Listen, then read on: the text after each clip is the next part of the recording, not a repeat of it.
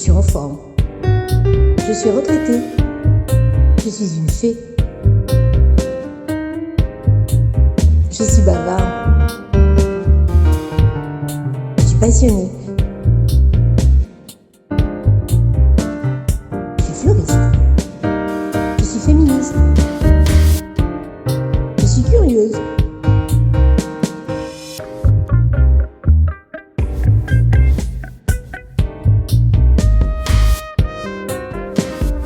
Je suis belle et ronde.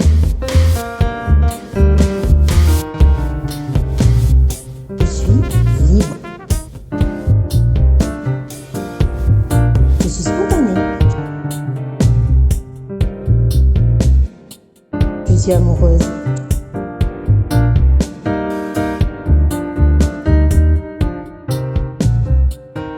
Émission du 13 juin, 1h avec Sandrine Benatar, l'entreprise au féminin. Bonjour, merci d'être avec nous aujourd'hui pour une nouvelle émission intitulée 1h avec, qui vient compléter Quand la parole se libère. Le format change. Dorénavant, chaque émission aura une durée d'1 heure et un rythme d'un samedi sur 2. Seule l'heure reste inchangée, le samedi à 11h. Ces 2 émissions s'alterneront, ce qui nous permettra de nous retrouver chaque semaine sur l'antenne de Radio Alchimie.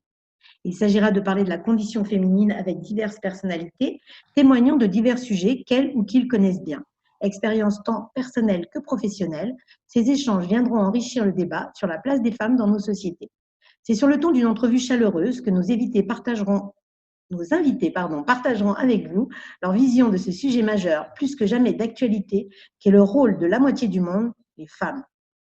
À la lecture de situations passées, nous réfléchirons avec elles et eux au bilan de leurs conditions aujourd'hui et bien sûr à leur place demain qui se construit dès à présent. Nous aborderons aujourd'hui un sujet controversé car certains considèrent encore que le monde de l'entreprise est le même pour les hommes que pour les femmes et que les difficultés de la création d'entreprises ne font pas de différence. Et pourtant, impossible de nier le fameux plafond de verre qui stoppe encore trop souvent l'évolution de carrière des femmes, les inégalités salariales qui affichent en France un écart de 27%, la discrimination sexiste, j'en passe, et des meilleures. Bonjour Sandrine Benatar. Bonjour Fabienne. Alors, nous te recevons aujourd'hui pour partager ton vécu en tant que femme, bien sûr, salariée d'abord, mais ensuite créatrice et chef d'entreprise. Moi, je voulais dire de toi que tu étais une femme de réseau et d'engagement. Et tu vas nous parler des spécificités qui, d'après toi, sont liées au féminin dans un monde grandement, voire injustement dominé par le masculin, celui du travail et de l'entreprise. Alors, une première question pour toi. Est-ce que pour toi, l'entreprise au féminin, ça existe? Et si oui, qu'est-ce qui fait la différence avec les entreprises classiques? Alors, pour ça, je vais partir de mon expérience, en fait, parce que mon expérience, je pense, illustre le parcours d'une femme dans son époque et dans ses tendances sociétales. Et j'ai été entrepreneuse, donc je vais pouvoir te donner mon point de vue et mon choix d'entreprise a à un moment croisé beaucoup de femmes. Alors, en fait, oui, rapidement, j'ai fait une école de commerce, donc je suis une femme des années 80. Quand j'ai fait mon école de commerce en 82, je n'avais pas conscience que ça faisait que 10 ans que les femmes étaient admises dans cette école. Donc déjà, ça m'aurait été utile de le savoir. Voilà, un premier enseignement. 10 ans, c'est peu, hein. 10 ans, c'est peu, hein. Quand tu voilà. Compte, ouais. Donc, et en plus, ça ne faisait que 10 ans. J'ai voulu travailler dans le marketing. Les femmes étaient meilleures. Et quand j'ai voulu postuler, on m'a expliqué que les femmes étaient meilleures, mais qu'ils en avaient engagé beaucoup, qu'elles étaient toutes enceintes et que du coup, ils rééquilibraient le service. Voilà un peu le contexte. Et c'était l'époque des costumes épaulés, des costumes d'hommes. Il fallait tout faire comme les hommes. C'était des environnements assez masculins. Néanmoins, j'ai toujours voulu travailler dans des entreprises qui correspondaient à mes valeurs. Je pense que je suis une intuitive, une sensible et il y a ma petite boussole intérieure qui m'a fait m'orienter vers des entreprises qui partageaient mes valeurs, puisque la première, c'était Fisher-Price. Donc là aussi, un environnement extrêmement féminin et maternel, je dirais. Tu m'as présentée comme une femme, je dirais, plutôt mère, enfin, Il y a tellement Aussi de mère, oui. représentation des femmes, mais Ouais, voilà, mère avant tout et mère un peu toute la planète, si je pouvais. Donc Fisher Price, puis une petite expérience de conseil en technologie où là, je me suis retrouvée au Western dans les années 1880 avec des mondes d'hommes qui poussaient les portes des saloons avec leur portable et où j'avais mal au bide, donc c'était pas pour moi. Et du coup, ensuite, j'ai créé Enfandise, qui est un site dédié aux jolies phrases que disent les enfants. Et ça, j'avais 38 ans. Et voilà. Et en fait, c'est l'âge où les femmes, enfin, c'est l'âge, c'est un peu tard maintenant, je crois qu'avec le digital, elles commencent un peu plus jeunes. Mais souvent, voilà, il y a 30% de femmes entrepreneuses, déjà, donc c'est une spécificité. Et je pense que les spécificités des femmes entrepreneuses, c'est que déjà, certaines créent alors qu'elles ne sont pas salariées auparavant, notamment suite à des divorces, suite à des retours d'expatriation ou en expatriation, ou parce qu'à un moment, elles doivent créer. Voilà. Il y a eu aussi une grosse vague des femmes qui avaient leur premier enfant Burnout. pendant leur grossesse aussi, hein. Ça, à un moment donné, ça a Pardon? beaucoup. Il y a eu aussi une grosse vague de femmes Oui, qui ont créé leur entreprise pendant leur grossesse parce qu'elles trouvaient qu'il manquait tel ou tel service ou tu oui, vois. tout à fait. Donc ça, c'est dans le choix des entreprises qu'elles créent. Souvent, ça correspond en effet à un besoin de produits surgelés bio pour petits, par exemple. Voilà, des choses comme ça. Mais en fait, dans leur raison de créer, souvent, c'est pour conjuguer vie personnelle et vie professionnelle. Enfin, l'argent n'est pas la volonté de gagner plus n'est pas une motivation. En revanche, Pas la première, quoi. oui, pas la première. Concilier vie personnelle, vie professionnelle. Euh, voilà. Parfois un ras-le-bol des managers ne sont pas en accord avec les valeurs de l'entreprise.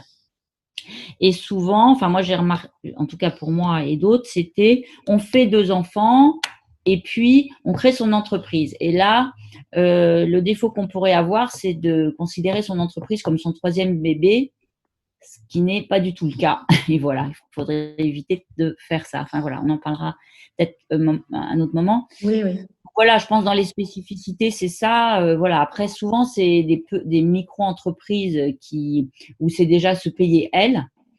Voilà. Ensuite, il y a le secteur qui est plus dans le care et dans les services aux personnes, des coachs. Voilà. Ça, j'en ai rencontré beaucoup dans ma deuxième expérience qui a été de créer un espace de coworking pour les femmes. Donc voilà ce que je peux dire sur le sujet. Très bien. Alors justement, on va y venir puisque tu parles on a parlé que tu étais une femme de réseau et d'engagement. J'aimerais qu'on revienne à la notion effectivement de réseau. Je pense que ça n'est pas un hasard si tu as créé un espace de coworking. Est-ce que tu peux nous dire en amont quelle a été ta réflexion puisqu'on était au début d'une grande transformation digitale. On l'a vu là avec cette période de confinement et le nombre de gens qui se sont trouvés mis de force au télétravail en tout cas. Oui. Donc, comment tu as réfléchi en amont pour arriver à créer ça? Et justement, quelle était au départ la spécificité de Soleil, puisque c'était le nom avec 2 LES à la fin? Alors, en fait, ça a correspondu une fois de plus à mon besoin personnel. En fait, donc j'ai créé Enfandise, qui était un site donc dédié aux jolies phrases que disaient les enfants. Donc, il y avait aussi cette idée de réseau, de partage et d'écoute de ce que les enfants avaient à dire. Et je suis très sensible aux petits, en fait, à ce que disent les petits. Et là, c'est pire en vieillissant parce que je suis sensible à la nature maintenant, puisque je travaille dans le développement durable et On parlera aussi, ouais. je préfère un colibri à Donald Trump, quoi. Enfin, voilà, donc le tout petit me touche plus. Est-ce que tu Et peux dire quand même dans Enfandise comment ça s'est passé? Tu récoltais ces mots d'enfant et puis après, dis-nous un petit peu plus. en fait, les parents me mettaient sur Internet les jolies phrases que leur disaient les enfants, m'autorisaient à mettre en valeur ces phrases, à les diffuser, à les faire connaître via une typographie où leur enfant était cité, mais l'idée c'était de mettre en valeur ces phrases sous une forme de slogan, de les retraiter en partant de l'épisode qu'elle me racontait, la petite anecdote, et d'en faire un slogan un petit peu qui apparaissait sur des produits dérivés très inspirée de Fisher-Price d'ailleurs, en termes de typo, de couleurs, etc., de l'enfance. Et j'ai fait des licences avec Verbaudet, avec Rovadis, avec Amora, et avec d'autres marques de l'enfance. Mais ça touchait tout le monde, en fait. C'est ça qui est intéressant, c'est que quand on donne la parole aux enfants, ils donnent des phrases d'une portée extrême et avec tous les registres des émotions, de l'humour, de la tendresse, de la profondeur. Comme on dit, la vérité sort de la bouche des enfants, hein. Moi, je me rappelle de certaines phrases qui ne faisaient pas de cadeau, mais qui étaient drôles en finalité, dites par un enfant, tu vois, en fait. Oui, enfin voilà, il y a tous les cas de figure, quoi. Il y a Jésus est né à Ben Laden, c'est quand même un. Bon, je sais pas, j'ai pas pu en faire un t-shirt, mais Il vaut mieux pas. Moi, je me voilà. rappelle aussi de celle qui dit Papa, est-ce que toi aussi, tu as une maîtresse au travail, quoi. Oui, Tu vois, voilà. celle-là était vraiment drôle parce que oui, voilà, quoi. Ça pouvait être une réalité, mais Voilà. on s'en est même pas compte. Il y a je t'aime énormément. Enfin bon, il y avait. Ah, c'est trop mignon. Ouais, il y avait de très belles choses, hein. Il y avait de très, très belles choses. Voilà. Alors, revenons au coworking. Oui, pardon. Comment tu Donc réfléchis à ensuite, cet espace communautaire? j'ai créé ça de chez moi. Donc déjà, avec le côté, c'est facile de créer de chez soi. On a Internet, il suffit d'un ordi, d'un Wi-Fi, et allons-y. Et ensuite, là, télétravail en direct. Donc ça veut dire travailler seul de chez soi de 9h à 18h, avec entre-temps mes enfants qui étaient devenus ados. Mon fils qui me disait à 14 ans, bah écoute, puisque tu es là, va donc m'acheter du Nutella. Le même qui me disait, écoute, t'as fait les secs, mais vu ce que tu gagnes, je vais quand même demander conseil à papa pour mon orientation. C'était tout sympa. Donc là, je me suis dit, bon, ça va bien la journée. Par contre, il y avait des petits-déj, des déjeuners, des événements de réseau féminin où je retrouve ce que j'aime, c'est-à-dire un côté assez, enfin, je sais pas, j'aurais pas à le décrire, mais si, Partage, de mise en commun, oui, de partage, de simplicité, un côté un peu, on est tout à la fois, quoi. On est copines, on parle de nos familles, de nos enfants, mais en même temps, on parle professionnel et investissement société et bénévolat et conseil. On est extrêmement bonne à vendre ce que fait l'autre. On est très, très mauvaise à parler de soi. Mais alors, du coup, c'est bien en réseau parce que tu vends très bien la copine. Tu oublies complètement de te vendre, mais du coup, elle te vend. Donc, en fait, il faut être un cercle vertueux, on peut coopérer. dire. Ouais, c'est un cercle vertueux qui permet de coopérer. Ouais. On n'est pas en compétition. Et voilà. Donc, il y avait beaucoup de réseaux qui se créaient dans les années 2000, des réseaux professionnels, des réseaux d'écoles, enfin, voilà, tous les réseaux féminins qui étaient à l'époque très féminins, même si après l'idée c'était d'embarquer aussi les hommes. Il y a eu ensuite Paris Pionnière, mais ça n'existait pas encore, les incubateurs, bon. Et parce qu'il y avait besoin de rôle modèles. Voilà, parce que en effet, ça fait peu de temps qu'on est dans le monde de l'entreprise et en effet, je pense que même pour les hommes d'ailleurs, ils se sentent obligés d'être de gagner leur vie, ce qui est quand même, on y réfléchit, gagner sa vie, c'est particulier, quoi. C'est gagner qui porte à réflexion, gagner, quoi. C'est-à-dire tu dois la mériter, tu dois remporter. Il y a presque un concours d'en gagner, hein, déjà. Ouais, voilà. Et puis voilà, l'idée de gain, enfin perdre sa vie à la gagner, ça peut aussi être le cas. Enfin bref. Bon, donc travailler de chez soi et puis avec la contrainte d'être seule, de pas pouvoir réfléchir avec d'autres et tout, l'émulation. Et j'ai été dans des réseaux et puis au retour d'un réseau, voilà, j'ai eu un jour une idée en octobre 2009 de créer un espace un espace de travail au féminin pour femmes.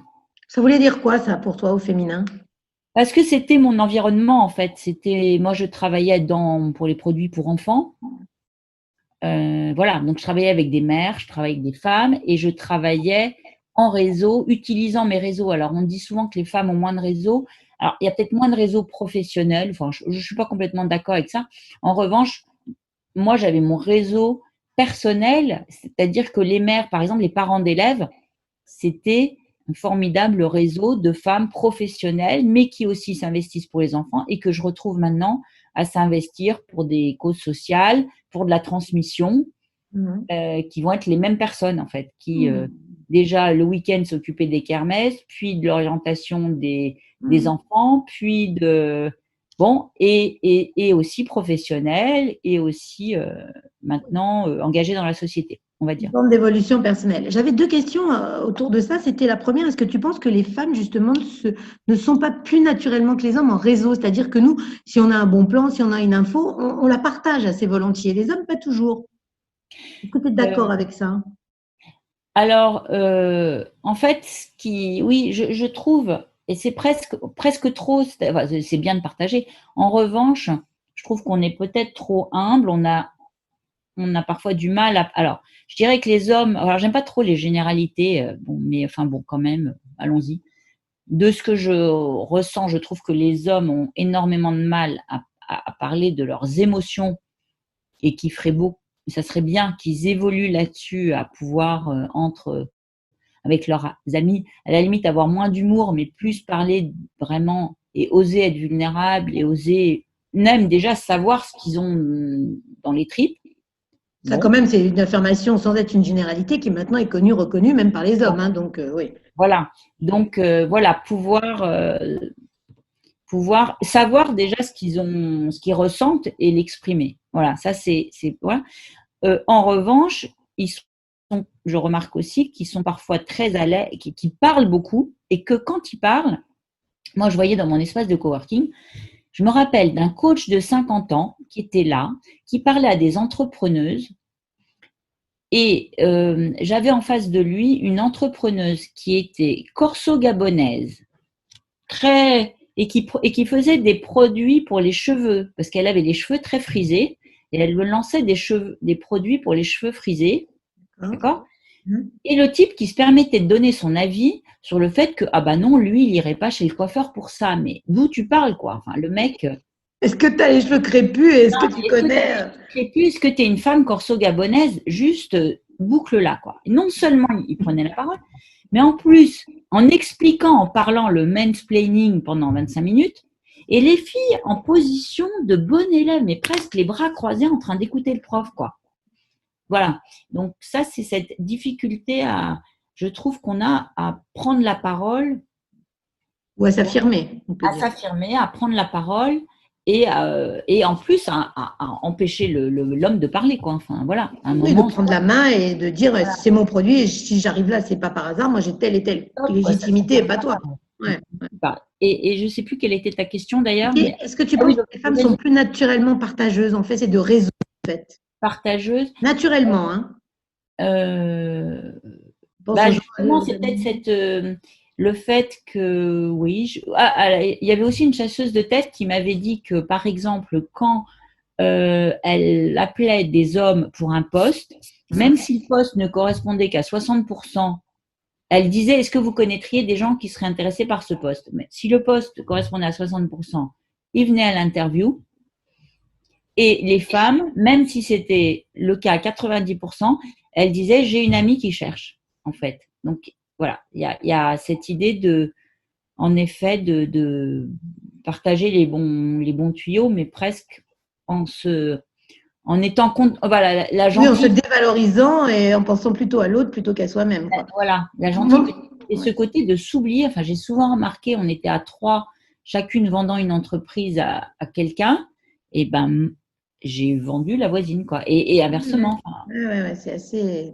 Voilà. J'avais une autre question, donc on revient au coworking et à Soleil, effectivement. Cet espace, au début, tu l'as pensé donc féminin, ça veut dire qu'il était interdit, entre guillemets, aux hommes ou tu préférais trouver des femmes? Explique-nous bien. Non, l'idée, c'était de promouvoir, en fait, la mixité entrepreneuriale et ça voulait dire quand même. C'est-à-dire que je me reconnaissais pas. À l'époque, il y avait un seul espace qui existait, qui était la cantine, qui avait été fait par la ville de Paris, par le conseil régional, et c'était vraiment sur des technos pour des geeks, en fait. Et c'était dans un passage couvert dans le 2e arrondissement, avec des codes de geeks pour des jeunes geeks. Voilà. Donc, j'avais déjà, c'était en 2011, je ne sais plus quel âge j'avais, mais enfin voilà, j'avais au-delà de 40 ans. Et du coup. Tu t'y reconnaissais pas. Tu n'avais pas envie d'aller travailler là-bas, quoi, en clair. Voilà. Et du coup, j'avais cherché espace de travail, puisque je savais pas que ça existait au féminin, Women Workplace. Et j'avais découvert à New York un espace de travail collaboratif, coworking space, et j'ai découvert tout ce mouvement-là en 2010, qui était pour les femmes, avec les spécificités de métiers, avec des petits bureaux pour les coachs, par exemple, avec beaucoup de formations, de training au développement personnel, par exemple, qui sont utiles à tout ce qui est coach d'entreprise, voilà. Euh, et donc, il y avait des codes, c'était féminin. Alors, elles, c'était que pour les femmes. Moi, j'avais quand même appelé ça soleil au féminin pluriel. Mais ce qui est amusant, c'est que j'interdisais pas ça aux hommes, mais je disais que c'était pour favoriser la mixité entrepreneuriale et les femmes.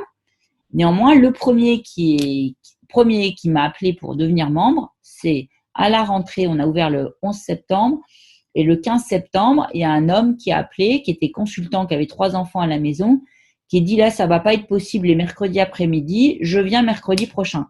Alors que les femmes ont attendu le mois de janvier, une fois qu'elles avaient inscrit les enfants à la danse, etc., pour venir à la limite du burn-out, en disant j'en peux plus, c'est où je viens chez vous, je vais voir une psy.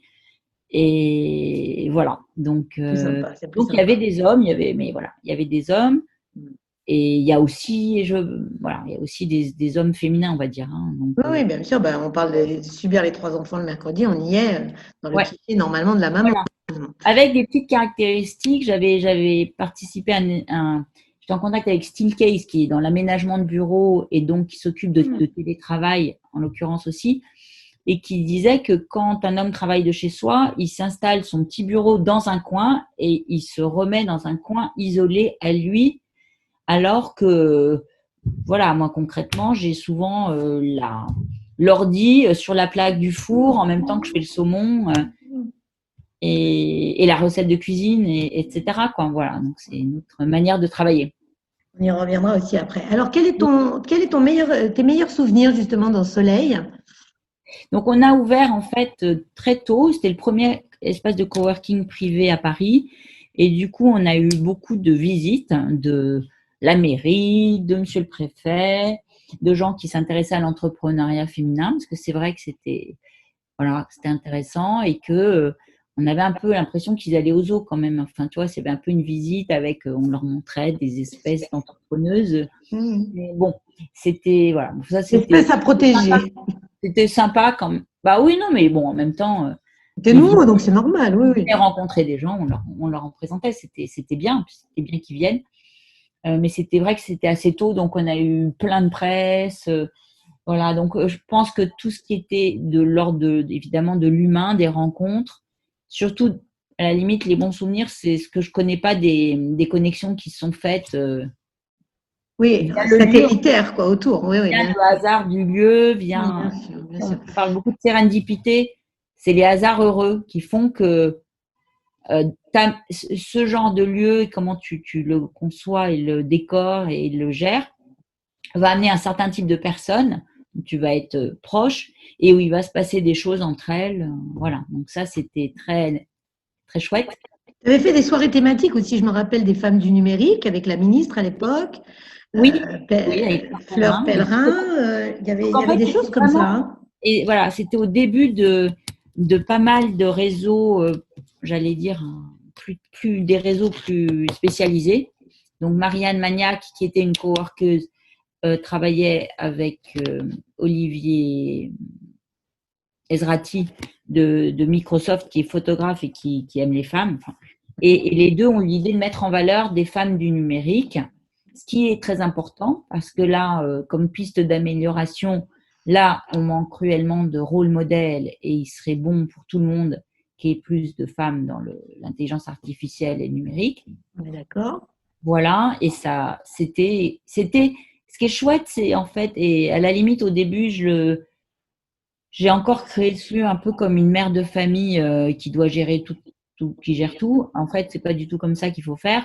Il faut se concentrer sur ce qu'on aime faire et puis laisser faire. Et les choses sont arrivées part de manière organique avec des personnes qui m'ont amené des expos, qui ont amené des gens. Et voilà. Et ça Donc, s'est fait, ouais, bien j'ai sûr. des bons souvenirs de réseaux, en fait, féminins, de belles rencontres. D'être au début de quelque chose qui s'est amorcé à Paris, hein. Tu parlais après des incubateurs, dont Paris Pionnière. Donc, C'était avant. Paris Pionnière, c'était avant. C'était avant. D'accord. Et- Qu'est-ce que mais- tu referais, si tu refaisais ça aujourd'hui, qu'est-ce que tu ferais différemment dans cette histoire de coworking? Ben, alors moi, je suis la reine de l'anxiété, Je sais. l'impératrice, scorpion Ashkénaze, donc tu peux pas faire. Voilà, donc évidemment, je me suis fait des frayeurs pour rien pendant la moitié du temps. J'ai fini avec à me casser le bassin et limite burn-out. Donc, voilà, pour éviter justement ça, je pense que je déléguerai plus. D'abord, je ne considérerais pas, on a tendance, ça je crois que c'est assez féminin, c'est ce que je te disais, à considérer son entreprise comme son bébé.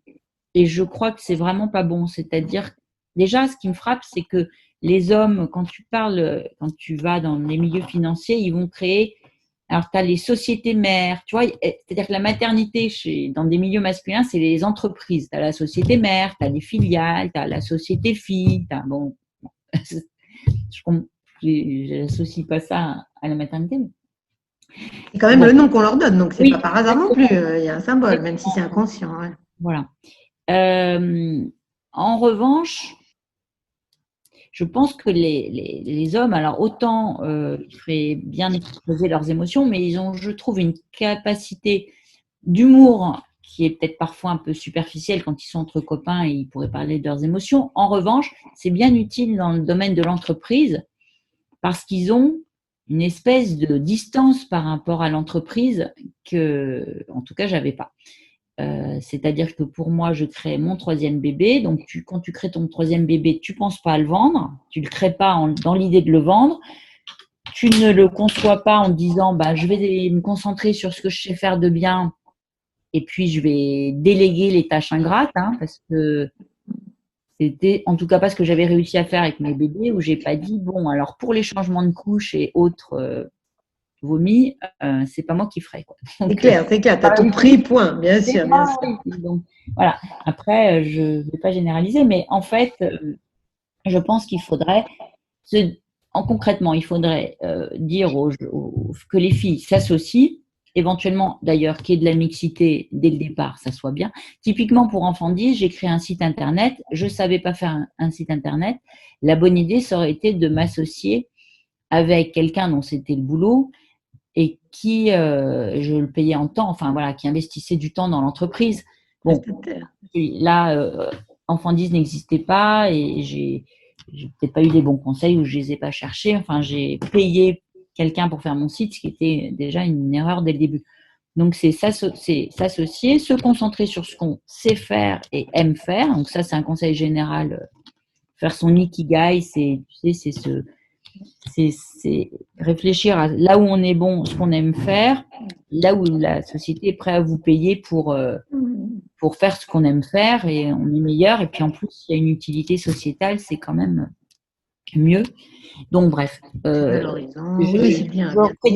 Oui, non, je m'étais associée sur Soleil, mais je pense que c'est un conseil en général. C'est en tout cas s'associer, se concentrer sur ce qu'on aime faire et puis envisager d'être à distance de son entreprise, c'est-à-dire s'il y a quelque chose qui est bon pour son entreprise, moi je sais que j'avais du mal quand mes associés n'étaient pas d'accord avec moi, j'aime bien l'harmonie, j'aime bien le consensus et j'avais énormément de mal à trancher. Or, si je m'étais dit c'est bon pour Soleil c'est au-delà de moi, c'est une mission, c'est le why quoi. Enfin, c'était communautaire, donc effectivement, c'est ça qui prend le pas normalement. Ça me permettait de dire, bon, là, on n'est pas à titre perso, à titre de Soleil, blablabla, voilà ce qu'il faut faire pour Soleil. Et ça, je crois que ça aide. Bien dissocié, on est bien d'accord. Et se mettre au service d'une cause, mais bon, la cause, elle est différente de soi et se mettre à distance.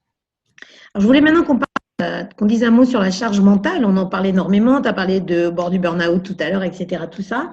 Qu'est-ce que tu dirais? Est-ce que tu dirais que cette charge mentale, qui est un peu la 3e journée des femmes, est-ce que tu dirais que ça arrive parce que les femmes acceptent ce genre de rôle et justement peut-être ne délèguent pas, ne serait-ce qu'à la maison d'ailleurs?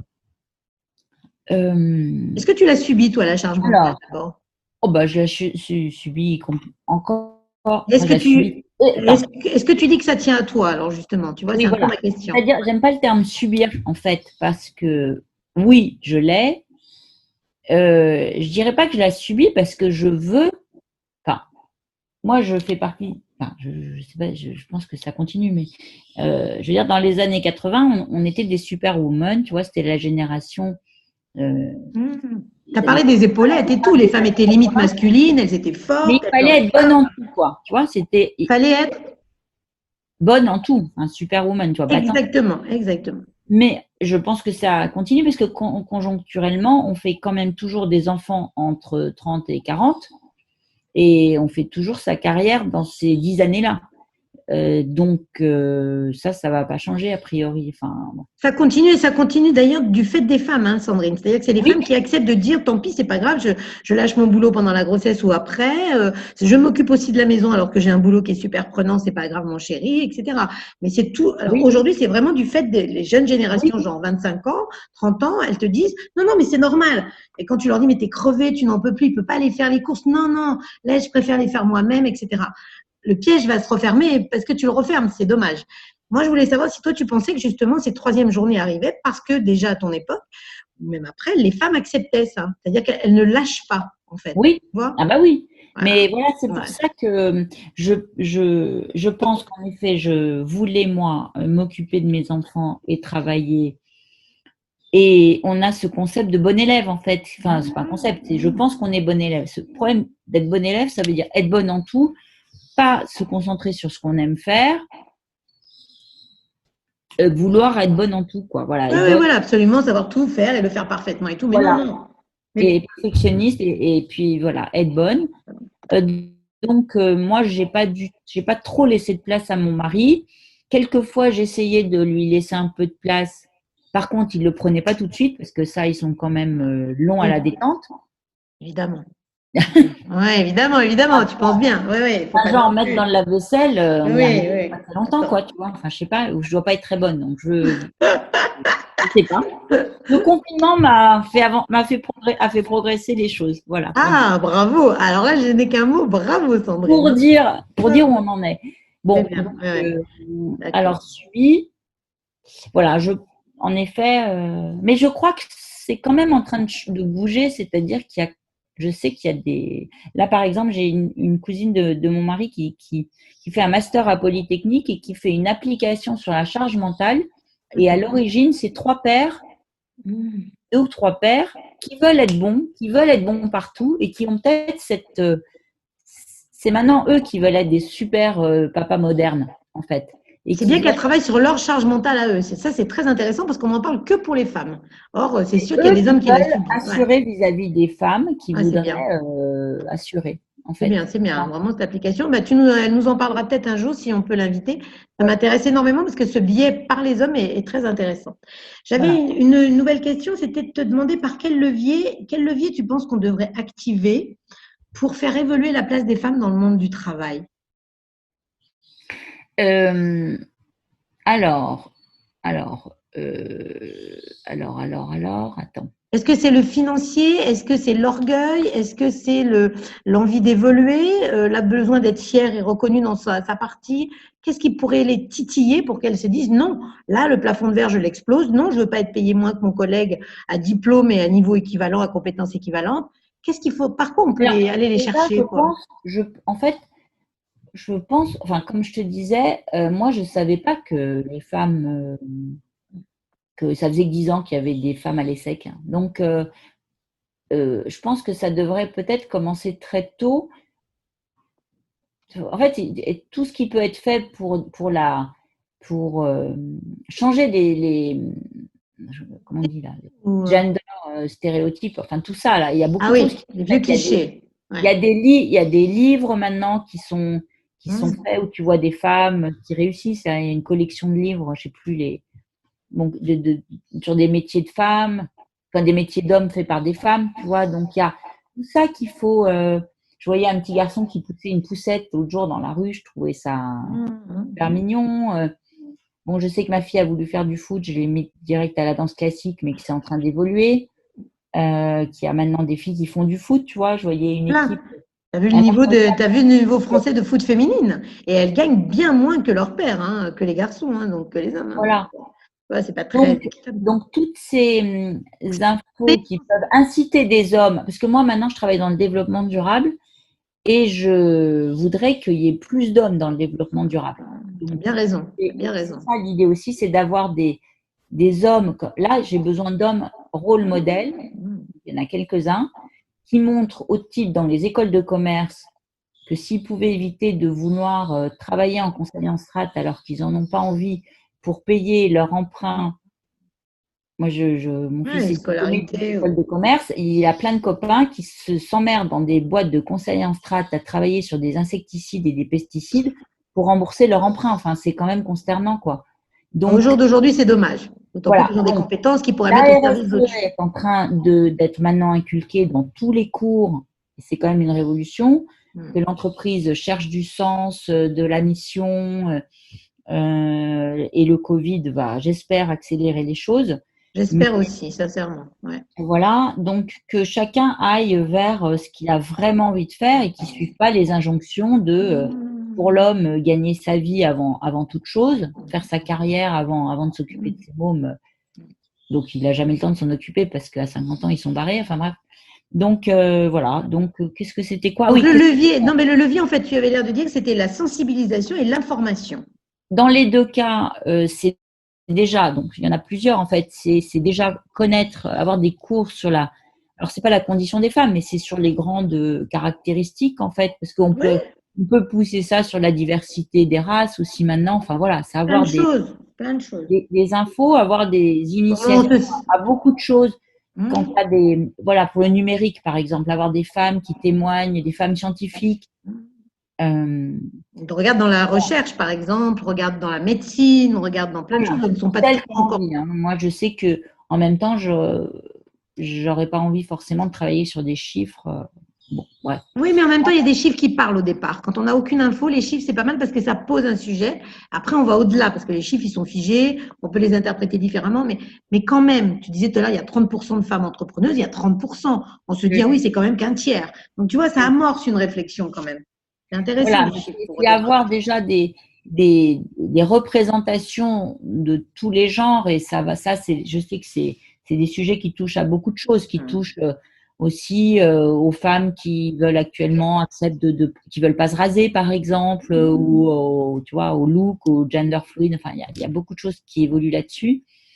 Ensuite, je pense qu'il faudrait avoir des cours de développement personnel, tu vois, c'est-à-dire beaucoup plus vite savoir, essayer de bien savoir ce qu'on a envie de faire, là où on est bon, par de la méditation, par des techniques d'ikigai, de je sais pas quoi.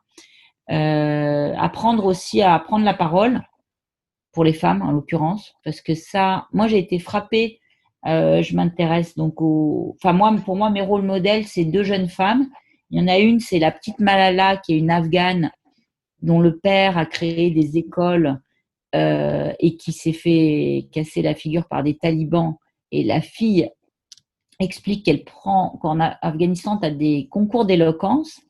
Et je trouve ça extraordinaire. Et voilà. Et moi, j'ai été l'année dernière au Women's Forum fait par Aude de Thuin en Afrique, où j'ai rencontré des femmes puissantes africaines et où j'ai été bluffée par je trouve ces femmes d'une puissance magnifique, alignées, colorées, avec des tenues dingues. Et quand je me rappelle comment j'étais moi, avec mon petit costume gris à pince et blanche et pas du tout affirmée, et on faisait pas le figure. Et vraiment, les nanas, je pense qu'elles ont beaucoup à nous apprendre. Ces femmes qui sont mères, puissantes, et du côté de la féminité affirmée. Voilà. Mais je crois que les choses sont en train de bouger. En Afrique, en plus, je complète, c'est connu ça aussi en Afrique du Sud avec des forums féminins. Et en plus, elles ont une énergie, alors qu'elles sont dans des pays qui ne sont pas toujours faciles, hein, même l'Afrique du Oui. Sud, hein, parce que l'apartheid, il ne faut pas rêver, il y en a toujours un peu. Elles font ça avec peu de moyens, dans un contexte difficile. Elles sont vraiment hyper combatives et elles restent gaies et très féminines et colorées. Je suis d'accord avec toi que c'est vraiment l'image que j'en garde et qu'il y a des leçons à prendre parce que nous, on a des moyens qu'elles n'ont pas. On se plaint un peu, on dit j'y arriverai pas, mon entourage me suit pas, j'ai pas fait d'études et tout. Elles y vont, elles se posent pas ce genre de questions et c'est comme ça qu'elles font avancer la condition féminine dans leur pays, hein, et dans tous les pays d'Afrique d'ailleurs. Hein, c'est intéressant. Il y a beaucoup de petits commerces, de microcrédits qui sont gérés par des femmes. Oui. Et voilà. Et dans tous ces pays-là, c'est la femme qui a beaucoup de pouvoir en fait. Oui, mais elles ont même créé des banques pour prêter, tu sais, un peu comme les tontines chez les Asiatiques, pour qu'elles puissent. Elles ont acheté des centres commerciaux pour qu'il y ait plein de petites boutiques et que ce soit que des femmes et qu'elles soient en sécurité aussi. Enfin, c'est assez fabuleux. Ouais. Je voulais aborder encore une chose avec toi. Il y a quelque chose qui, moi, m'a toujours choquée, c'est que les femmes, souvent, elles reconnaissent. Tu sais que moi, je travaille sur la confiance en soi. Elles reconnaissent, elles, souvent, les femmes, qu'elles n'ont pas confiance en elles. Tu prenais l'exemple des promotions tout à l'heure. Moi, j'ai connu dans une grande entreprise quelqu'un qui m'a fait venir pour travailler 2 femmes sur la confiance en elles parce qu'elles avaient refusé des promotions à des postes qu'avaient accepté des hommes et qui n'étaient pas du tout compétents, eux, pour les postes. Donc, quelques mois après, ce DRH m'a dit, est-ce qu'on peut, elles, aller les booster et leur faire comprendre qu'elles ont les compétences pour qu'elles prennent réellement les postes et c'est vraiment leur place. C'est pareil en sciences parce que, par exemple, il est reconnu que les meilleurs étudiants en sciences, c'est les femmes, mais c'est pas toujours celles qui décrochent les meilleurs postes. Donc, qu'est-ce que tu penses qu'il faudrait qu'on fasse pour que ça s'inverse? Oui, non, mais j'ai le témoignage, je me rappelle d'une femme que j'avais interrogée pour le coworking qui est au COMEX de la Poste, du groupe La Poste. Quand même, ouais. Voilà. Et quand il y a eu une promotion, c'est des gens qui sont venus lui dire, et une autre amie qui travaille, qui gère 40 personnes à l'Agence spatiale européenne, et dans les 2 cas, ce sont les autres qui lui ont dit, mais c'est toi qui es… C'est toi. Légitime, vas-y. Ouais. Donc la légitimité vient de l'extérieur. Et en fait, elle ne se sentait pas légitime. Et elle était quand même au comité exécutif au compte de la Poste, ce qui veut dire une dimension de choses qu'elle sait déjà faire. Il n'y a pas de doute là-dessus. Enfin, elle n'a rien à prouver normalement à ce niveau-là, mais il lui manque. D'accord. Donc je pense, en fait, encore une fois, hein, c'est les rôles modèles. Bon, il y a beaucoup de choses qui sont faites sur les réseaux féminins à l'intérieur des entreprises, sur le plafond de verre. On en parlera. Je ferai une émission sur le plafond de verre et comment on l'explose ou pas. Voilà. Ouais. Donc que dire d'autre? Je sais pas quoi. Je sais pas trop. Non, mais tu t'as déjà très très bien dit. Comment tu vois le travail des femmes, toi, dans le futur? Toi qui as travaillé sur ces concepts. Alors, les choses évoluent. En fait, moi-même, j'ai évolué et je travaille dans la RSE maintenant, la responsabilité sociétale des entreprises, et ça me va bien parce que je me considère comme quelqu'un de très responsable. Le terme me va bien. Et je trouvais que l'entreprise était parfois irresponsable et voilà. Vraiment, je trouve que ça correspond bien à ce côté féminin d'être dans donc l'écologie. Quand on dit, pour moi, l'écologie, c'est prendre soin de son, l'écologie, c'est prendre soin de son foyer. J'ai mélangé tout, mais en fait, c'est complètement ça. En fait, ça commence par là, effectivement. Tu as bien raison. Prendre soin de la nature et de la maison commune, quoi, en fait. Et c'est une manière de gérer, pour moi, qui correspond au côté un peu féminin de gérer les ressources, de gérer le. Aujourd'hui, c'est encore une réalité. La coopération, d'être chacun dans son. Voilà. Bref, pourquoi je te disais ça? Oui, donc dans le futur, je pense que justement, je crois que les choses évoluent avec les nouveaux outils, le fait que les hommes ont envie de s'occuper de leurs enfants aussi. Enfin voilà, oui. La cuisine, de plus s'intéresser à leur foyer. Donc ça, je crois que ça a quand même bien évolué. Et que, alors, les jeunes femmes, à mon avis, pensent que le problème est réglé. Bon, donc je pense que c'est bon de leur dire que non. Non, pas vraiment, pas encore totalement, en tout cas, loin de là. Hein, voilà. Néanmoins, si elles le pensent, très bien. Après, moi, j'ai Non, remarqué. pas très bien, Sandrine, parce que je pense qu'il ne faut pas les laisser avec cette idée-là. Je parlais tout à l'heure des inégalités de salaire qui sont en France de un écart de 27%. Je ne vois pas pourquoi une fille gagnerait un quart de moins à compétences égales qu'un homme. Donc, il faut pas leur, tu vois, il faut pas leur dire, oui, bon, bah, peut-être. Non, non, il faut leur dire, bah, là, pour le coup, les chiffres tapent, quoi. Là, il faut Ouais, leur dire, non, c'est pas vrai, tu vas te confronter à ça. Donc, apprends à bien te vendre, oui, mets-toi bien en valeur, et voilà. puis dis que tu vaux la même chose qu'un homme. Il n'y a pas de souci, quoi, tu vois. Négocie dès le départ. Et Oui. alors, moi, ce qui m'a frappé, c'est je suis trésorière d'une association qui s'appelle Social 3.0, qui est une association d'aide à des entreprises d'économie sociale et solidaire. Et on a été à l'EM Lyon avec l'association de Noise, qui est une association d'écologie dans les grandes écoles. Et Mhm. j'ai vu des gens travailler en mode projet, autour de projets. Mhm. Et là, je voyais la fille spontanément qui se met au poste de secrétaire à prendre des notes pendant le compte rendu, pour le compte rendu. Donc, c'est pas je sers le café, mais je tape des notes sur l'ordi pendant que les mecs parlent.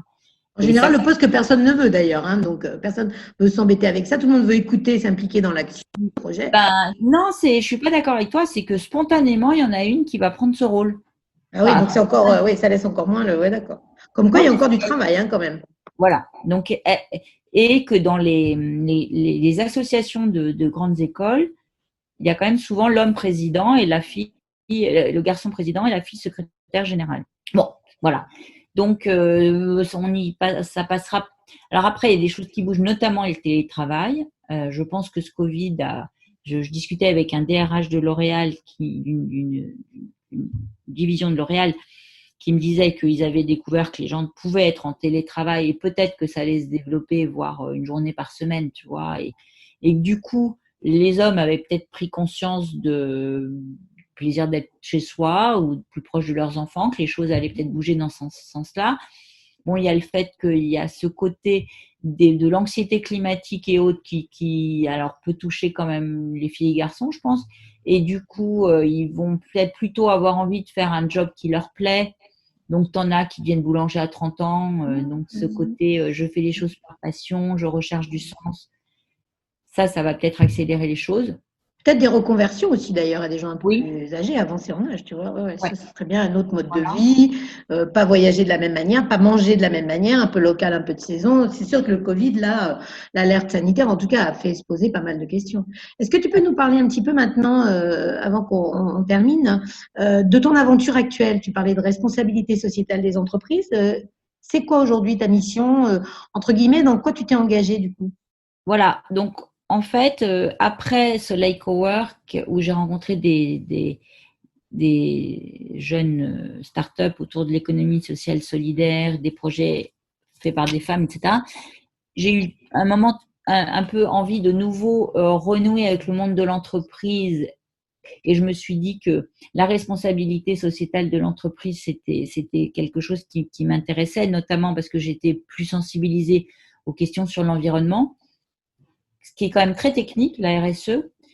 Bon, bref, donc j'ai découvert des personnes que j'aime beaucoup, qui sont les gens chargés de la responsabilité sociétale de l'entreprise en entreprise et qui sont des évangélistes convaincus qui essayent d'embarquer avec leurs petits moyens, bon, même si ça devient de plus en plus central dans l'organigramme, mais ce sont des gens qui parfois rament à contre-courant et qui essayent de mettre des choses qui me paraissent être du bon sens avec moins d'emballage, pas de pollution, des bonnes conditions de travail pour tout le monde et un certain nombre de sujets où justement ce que je dis être les femmes, mais je pense que le féminin dans le sens la bonne gestion de mère de famille a tout son sens.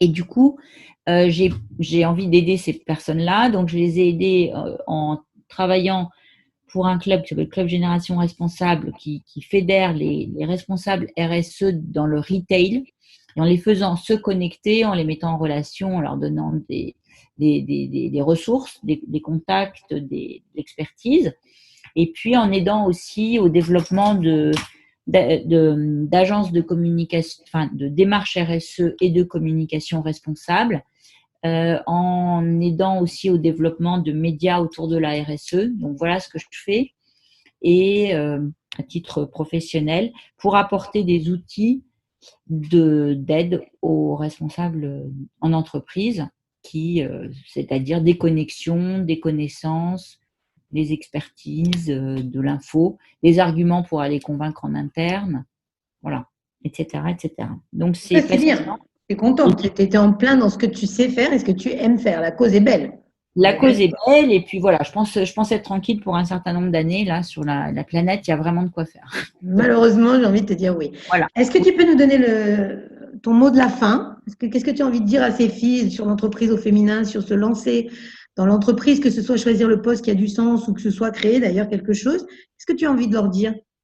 J'ai envie de leur dire de se parler comme elles parlent à leur meilleure amie, hein. C'est-à-dire, voilà, comme on disait qu'on était très bonne à être sympa avec notre meilleure copine, voilà, et même aux garçons, hein, en fait, c'est-à-dire d'écouter sa petite voix intérieure, de suivre qui on est, de ne pas perdre trop de temps à essayer de perdre moins de temps possible parce que la vie passe vite, en fait, pour trouver, voilà, je sais pas, il y a des mots comme ça qui me parlent. Moi, c'est l'ikigai. En fait, c'est un peu comme dans l'entreprise, c'est la raison d'être, pourquoi on est sur Terre et qu'est-ce qu'on a envie d'y faire. D'y apporter, d'y laisser, de transmettre, bien sûr. Ça fait un peu de temps à réfléchir à ça. Ouais, très il y a important. 2 autres concepts que j'aime bien, qui sont des concepts juifs. Alors, la mère juive, pour moi, toutes les mères sont des mères juives, hein, donc c'est pas ça. Mais c'est être un mensch. Alors, être un mensch, c'est un mec bien. Alors, ça m'énerve parce qu'évidemment, pourquoi mec. Ah, voilà. On peut l'adapter. On prend womensch. Donc, il y a des débats pour dire, mais non, mais c'est pas l'homme, c'est l'homme avec un grand. C'est l'humain, oui, bien sûr. C'est vrai, je pense. L'humain, c'est l'homme, ça m'énerve. Donc, on va t'énerve pas. Mais ouais, peut-être womensch, c'est-à-dire une femme bien. Une femme bien. Et il y a un autre terme que j'aime bien qui s'appelle tikkun olam et c'est réparer le monde. Et c'est beau. C'est beau ça. Et donc, il y a du boulot. Donc, il y a là, comme disait sœur Emmanuelle, allons-y. Et puis, j'ai envie de dire, préserver la nature, c'est quelque chose que j'ai redécouvert un peu avec le confinement, là aussi avec des familles de cygnes, un jet des chênes pas loin de chez moi, une famille des cygnes au bois de Boulogne, un ragondin qui se lavait. Enfin, à Paris, un ragondin. En tant que Parisienne, j'avais… Ah non, mais si, bien sûr. La nature a repris sa place. Hein. Voilà. Je ne sais pas comment on fait les œufs, comme je dis, mais je pense qu'il faut aller du côté de la nature et notre nature. Ouais, on est bien d'accord. Et bien, moi, je vais rester aussi sur réparer le monde parce que ça dit beaucoup de choses et sur la bienveillance à soi-même. Tu as bien raison. Ça n'est pas que féminin et c'est très important. Je vais te remercier, Sandrine. On va terminer en parlant de nos prochaines émissions. Merci beaucoup à toi et reste encore un petit peu avec nous. Oui. Merci, vraiment. Prochainement, nous continuerons à aborder d'autres facettes de ce vaste sujet tels que la charge mentale, grossesse et plan de carrière. Bien sûr, on reviendra sur les inégalités salariales et le dépassement de ce fameux plafond de verre. Il est hors de question qu'on le regarde par en dessous et qu'on ne puisse pas aller au-dessus. C'est pas possible. Hein. Nous parlerons aussi de femmes inspirantes qui exercent des métiers jusqu'alors réservés aux hommes. Tu en parlais tout à l'heure. Chef de chantier, chef en cuisine parfois étoilé, chef d'orchestre, présidente de fédération corporative. Je pense à une femme qui vient d'être nommée présidente de la fédération du bâtiment, qui est quand même un milieu particulièrement masculin, on va dire sexiste entre guillemets, pour la région Nouvelle-Aquitaine. Et on parlera aussi de sujets historiques liés au féminin comme les sorcières. D'ailleurs, je vous donne rendez-vous le prochain samedi où nous nous retrouverons, ce sera le 27 mars, avec une jeune femme qui s'appelle Armelle Lebras-Chopard. Elle nous parlera des sorcières. En attendant, portez-vous bien et participons à ce que nous a gentiment livré Sandrine, à réparer le monde. À bientôt.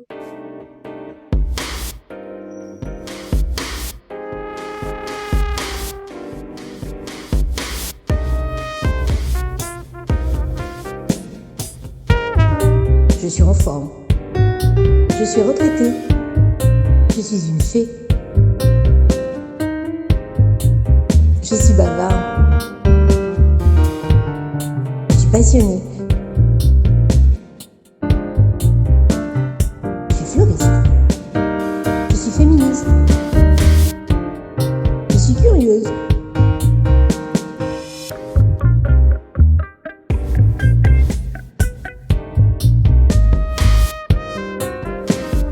Je suis belle et ronde.